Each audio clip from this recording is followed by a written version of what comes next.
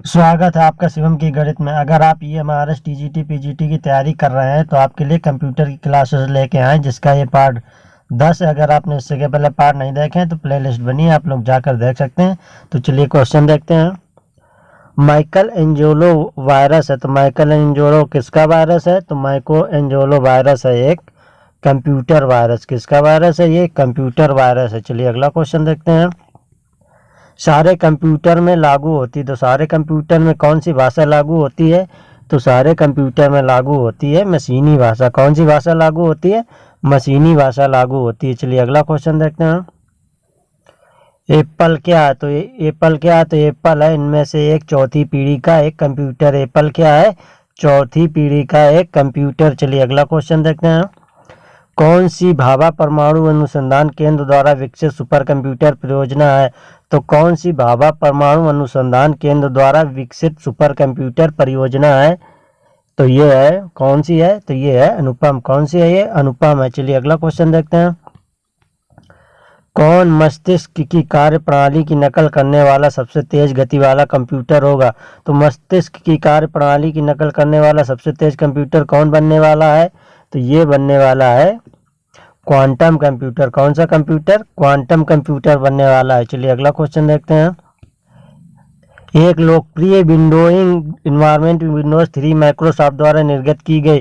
तो एक लोकप्रिय विंडोइंग इन्वायरमेंट विंडोज 3 माइक्रोसॉफ्ट द्वारा कब बनाई गई थी? तो ये बनाई गई थी कब? ये बनाई गई थी 2000 में। कब बनाई गई थी? सन 2000 में बनाई गई थी। चलिए अगला क्वेश्चन देखते हैं। स्पैम किस विषय से संबंधित है? तो स्पैम किस विषय से संबंधित है?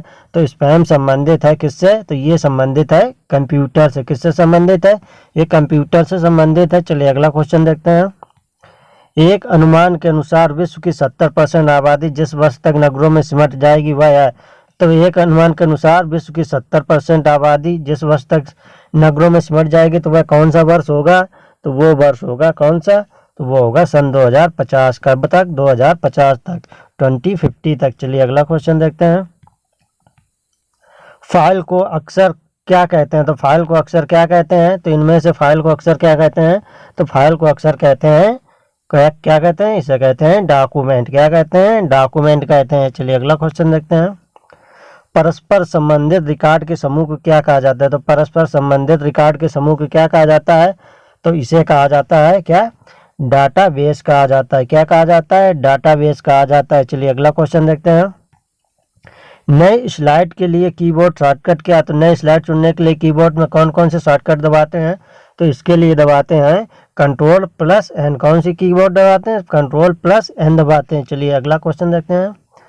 MS वर्ड डॉक्यूमेंट में अक्षरों के नीचे वाले लेयर का क्या निशान दर्शाता है? तो MS वर्ड में डॉक्यूमेंट के अक्षरों के नीचे लाल लेयर का निशान क्या दर्शाता है और वो किस प्रकार का होता है? तो वो वर्ड के नीचे इस प्रकार का कुछ होता है और उसका मतलब होता है कि स्पेलिंग में त्रुटि। क्या होता है? मतलब स्पेलिंग में त्रुटि होता है। चलिए अगला क्वेश्चन देखते हैं। कंप्यूटर के कार्य करने का सिद्धांत है, तो कंप्यूटर किस सिद्धांत पर कार्य करता है? तो ये बताइए किस सिद्धांत पर कार्य करता है? ये करता है प्रोसेस पर। किस सिद्धांत पर कार्य करता है? ये प्रोसेस सिद्धांत पर कार्य करता है। चलिए अगला क्वेश्चन देखते हैं। माइक्रो प्रोसेसर जो कंप्यूटर का मस्तिष्क होता है उसे क्या कहते हैं? तो माइक्रो प्रोसेसर जो कंप्यूटर का मस्तिष्क होता है तो उसे क्या कहते हैं? तो उसे कहते हैं, क्या कहते हैं उसे? तो उसे कहते हैं माइक्रोचिप। क्या कहते हैं उसे? माइक्रोचिप कहते हैं। चलिए अगला क्वेश्चन देखते हैं। किसी बाहरी स्रोत से आती है और कंप्यूटर सॉफ्टवेयर में फीड की जाती है उस सूचना को क्या कहते हैं? जो बाहरी स्रोत से आती है और कंप्यूटर सॉफ्टवेयर में फीड की जाती है तो उसे क्या कहते हैं? तो उसे कहते हैं इनपुट। क्या कहते हैं उसे? इनपुट कहते हैं। चलिए अगला क्वेश्चन देखते हैं। कंप्यूटर चलाने के लिए यूज किए जाने वाला डाटा या सूचना क्या कहलाता है? तो कंप्यूटर चलाने के लिए यूज किया जाने वाला डाटा क्या कहलाता है?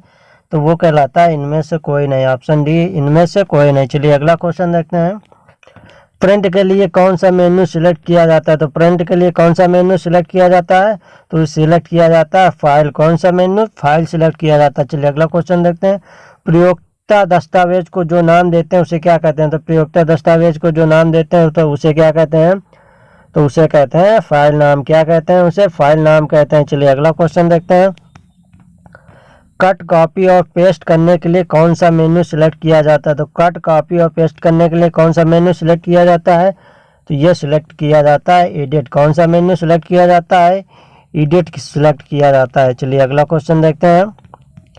रिलेटेड फाइलों के कलेक्शन को क्या कहा जाता है? तो रिलेटेड फाइलों के कलेक्शन को क्या कहा जाता है?